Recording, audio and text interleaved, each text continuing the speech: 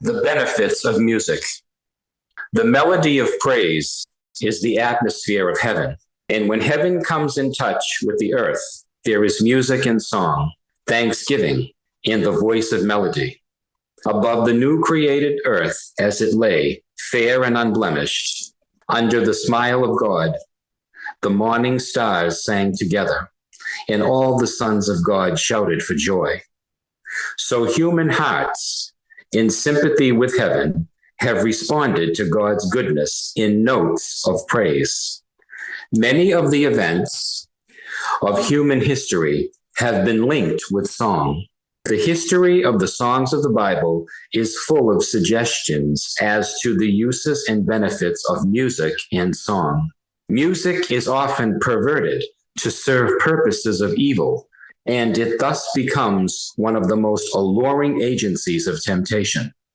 But rightly employed, it is a precious gift of God, designed to uplift the thoughts to high and noble themes, to inspire and elevate the soul. As the children of Israel, journeying through the wilderness, cheered their way by the music of sacred song, so God bids his children today to gladden their pilgrim life. There are few means more effective for fixing his words in the memory than repeating them in song. And such song has wonderful power. It has power to subdue rude and uncultivated natures, power to quicken thought and to awaken sympathy, to promote harmony of action, and to banish the gloom and foreboding that destroy courage and weaken effort. It is one of the most effective means of impressing the heart with spiritual truth. How often to the soul hard-pressed and ready to despair, memory recalls some word of God's, the long-forgotten burden of a childhood song, and temptations lose their power. Life takes on new meaning and new purpose, and courage and gladness are imparted to other souls. The value of song as a means of education should never be lost sight of. Let there be singing in the home of songs that are sweet and pure, and there will be fewer words of censure, and more of cheerfulness and hope and joy. Let there be singing in the school, and the pupils will be drawn closer to God, to their teachers, and to one another. As a part of religious service, singing is as much an act of worship as is prayer. Indeed, many a song is prayer. If a child is taught to realize this, he will think more of the meaning of the words he sings and will be more susceptible to their power. As our Redeemer leads us to the threshold of the infinite, flushed with the glory of God, we may catch the themes of praise and thanksgiving from the heavenly choir round about the throne. And as the echo of the angels, song is awakened in our earthly homes. Hearts will be drawn closer to the heavenly singers. Heaven's communion begins on earth. We learn here the keynote of its praise. Chapter 96, Uses of Music. Music was made to serve a holy purpose, to lift the thoughts to that which is pure, noble, and elevating, and to awaken in the soul devotion and gratitude to God. What a contrast between the ancient custom and the uses to which music is now too often devoted. How many employ this gift to exalt self instead of using it to glorify God? A love for music leads the unwary to unite with world lovers in pleasure gatherings where God has forbidden his children to go.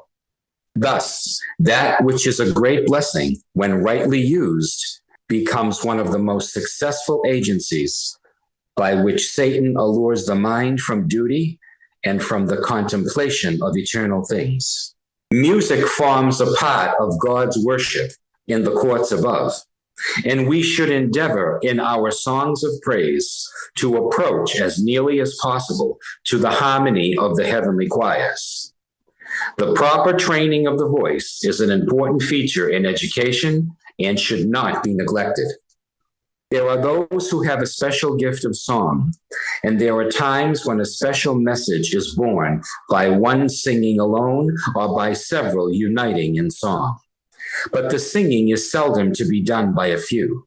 The ability to sing is a talent of influence which God desires all to cultivate and use to his name's glory.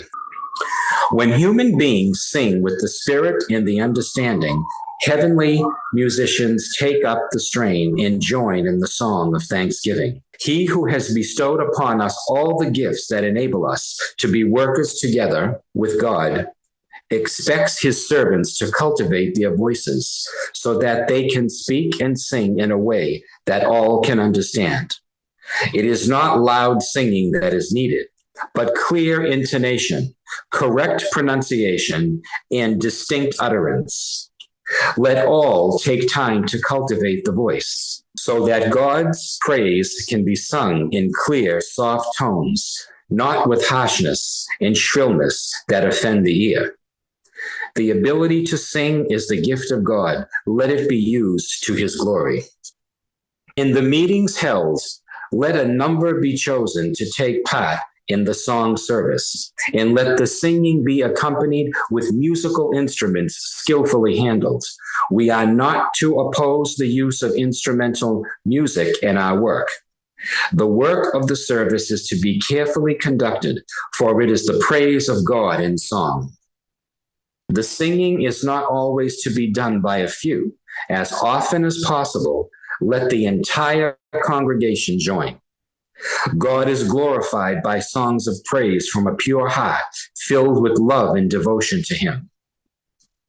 Chapter 97, a wrong use of music. Angels are hovering around yonder dwelling. The young are there assembled. There is the sound of vocal and instrumental music. Christians are gathered there, but what is that you hear?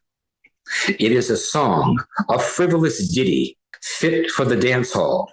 Behold, the pure angels gather their light closer around them, and darkness envelops those in that dwelling. The angels are moving from the scene. Sadness is upon their countenances. Behold, they are weeping. This I saw repeated a number of times all through the ranks of Sabbath keepers, and especially in NN. Music has occupied the hours which should have been devoted to prayer. Music is the idol which many professed Sabbath-keeping Christians worship. Satan has no objection to music if he can make that a channel through which to gain access to the minds of the youth. Anything will suit his purpose that will divert the mind from God and engage the time which should be devoted to his service. He works through the means which will exert the strongest influence to hold the largest numbers in a pleasing infatuation, while they are paralyzed by his power. When turned to good account, music is a blessing, but it is often made one of Satan's most attractive agencies to ensnare souls. When abused, it leads the unconsecrated to pride, vanity, and folly. When allowed to take the place of devotion and prayer, it is a terrible curse. Young persons assemble to sing, and although professed Christians frequently dishonor God and their faith by their frivolous conversation and their choice of music, sacred music is not congenial to their taste. I was directed to the plain teachings of God's word, which had been passed by unnoticed. In the judgment, all these words of inspiration will condemn those who have not heeded them. Music can be made a great power for good, yet we do not make the most of this branch of worship. The singing is generally done from impulse or to meet special cases. And at other times, those who sing are left to blunder along, and the music loses its proper effect upon the minds of those present. Music should have beauty, pathos, and power. Let the voices be lifted in songs of praise and devotion. Call to your aid, if practicable, instrumental music, and let the glorious harmony ascend to God. an acceptable offering. However small your talent, God has a place for it. That one talent wisely used will accomplish its appointed work. By faithfulness in little duties, we are to work on the plan of addition, and God will work for us on the plan of multiplication. These littles will become the most precious influences in His work.